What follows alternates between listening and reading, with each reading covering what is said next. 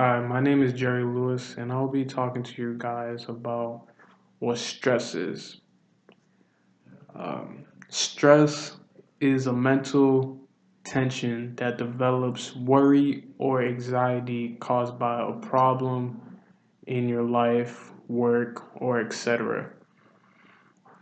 Let's use for example that you're in high school, senior year, you're about to get out, you got one more semester, but there's this one class that you have to pass in order to graduate.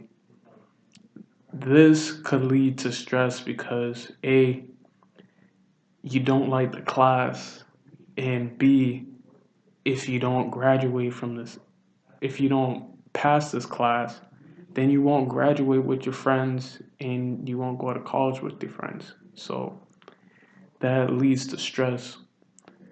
The three stages of stress is alarm, resistance, and exhaustion. Now, alarm is when your physical, emotion, or mental upset, which causes a reaction by your body to fight the stress. And this process is called fight or flight. This reaction sends a burst of adrenaline to all parts of your body, including your heart, stomach, kidney, lungs, muscles, and more.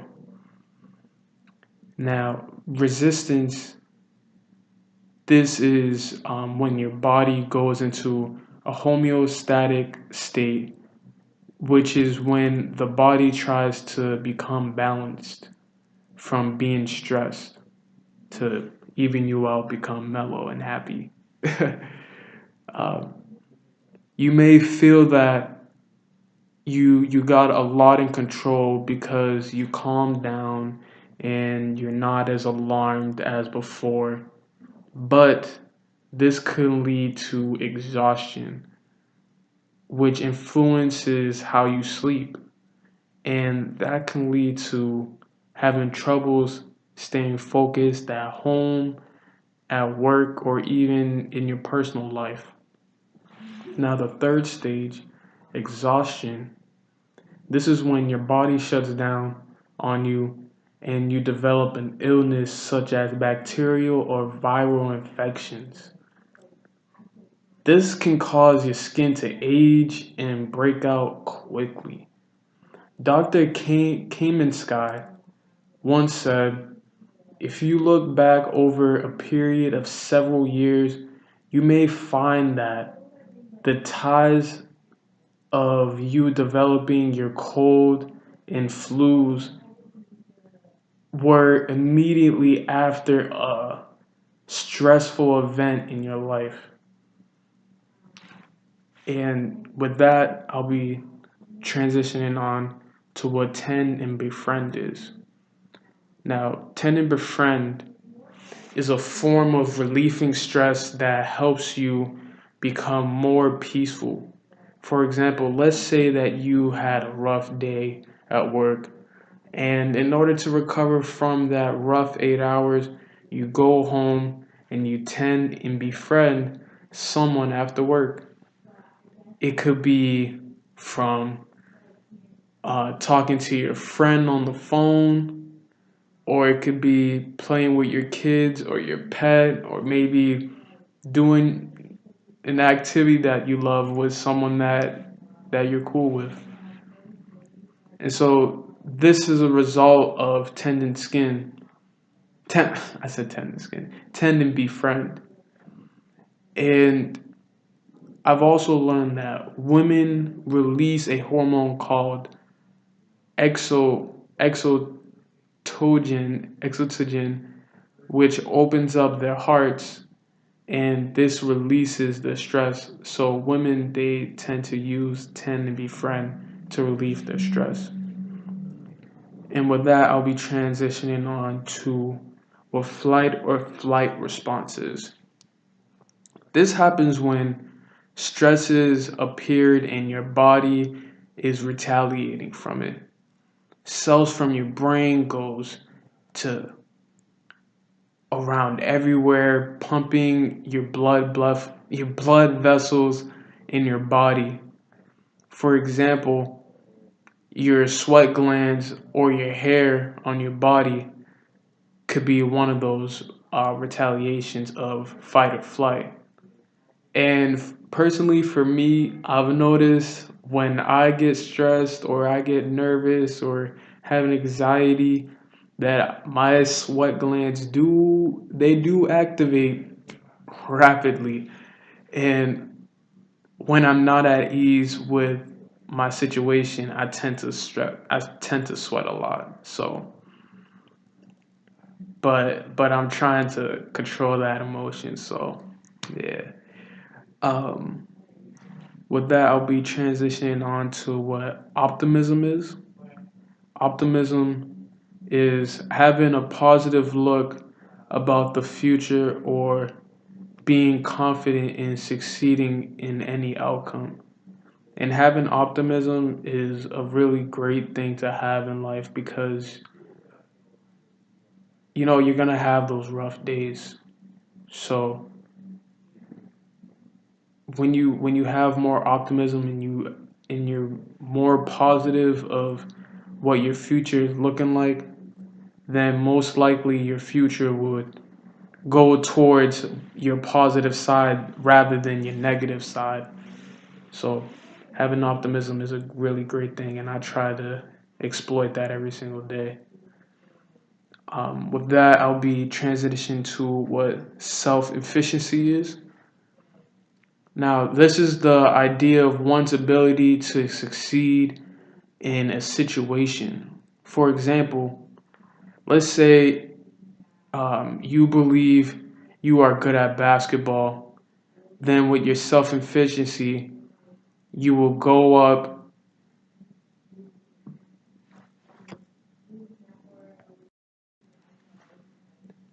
So, yeah, let's say that you say that you're really good at basketball, so your self efficiency will go up, and that would lead to a result of you playing your best game every single day. But if you're saying that you're not good at basketball, then your self efficiency will go down, and result you will have a lousy game, and you will feel bad about your abilities. With self efficiency, you have an attitude to a specific task that you want to commit and succeed in. And with that, I'll be transitioning to hardiness. This is a personality trait that involves commitment, control, and challenge. When you are committed to something, you have a sense of purpose in life. When you have control, you feel that you are in charge of basically your life and everything that you do. And with challenge, you see things as a challenge rather than something being difficult. And my coach, well, my assistant coach, he tries to have me with a more of a mindset of me taking things as a challenge and not just seeing it as a bad negative difficulty. So if I didn't pass something right away, he tells me to look at it as a challenge and try to be more positive to see if I could overcome this positively instead of me taking this as something difficult and me putting it aside because it's really hard. So with having a challenge, you're more motivated to to proceed with what you're doing. Um, Now with this, I'll summarize the long terms and the short terms reactions of stress and the effects of it on your bodies and the nerve systems and your hormones.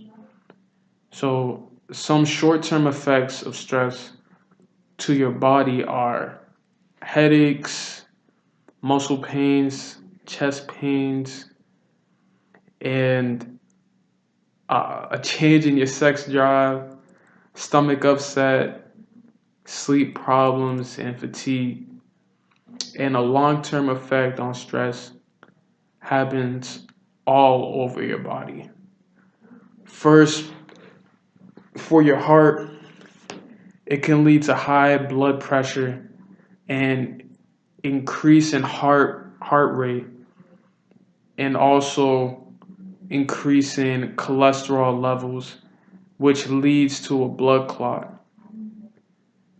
On the lungs, it causes an abnormal rapid breathe. It causes you to abnormally rapidly breathe, and with this, this leads to heart attacks, and having too much stress can lead to an asthma attack, because when you're rapidly breathing, your heart is now working overtime, and now you are struggling to breathe. So this leads into an asthma attack. Also, this leads to a lung disease called chronic obstructive pulmonary disease, which is a result of a long term of having poor airflow. The next one is your stomach. Having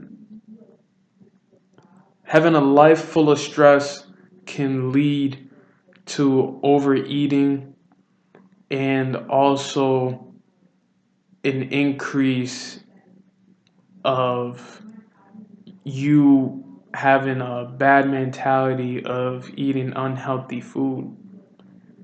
This can lead you to gaining weight or even becoming obese. The next thing is your skin. An increase of stress can lead to skin disease such as eczema or pilariosis. The side effects of both skin diseases are red, itching spots and patches on your skin. And an elevated level of stress can spread the disease all over your body.